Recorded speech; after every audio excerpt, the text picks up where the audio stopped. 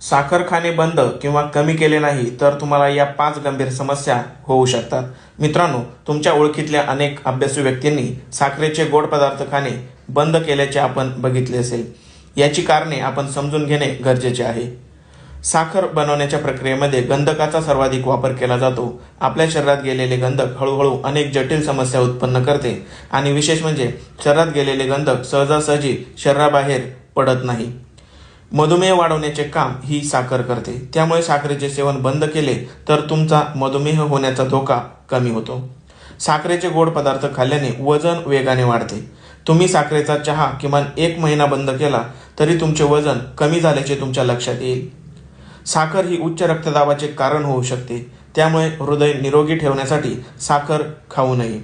साखरेच्या सेवनाने bad cholesterol वाढण्यास मदत होते आणि ब्लॉकेजेस होऊन हृदयविकाराचा, स्ट्रोकचा झटका येण्याचा धोका वाढतो। त्यामुळे आजपासूनच साखरेचा वापर शक्य तेवढा कमी करा किंवा बंद करा। त्याऐवजी सेंद्रिय गुळाचा वापर सुरू करा आणि माहिती आवडल्यास गरजवंतांना देखील हा व्हिडिओ शेअर करा। धन्यवाद।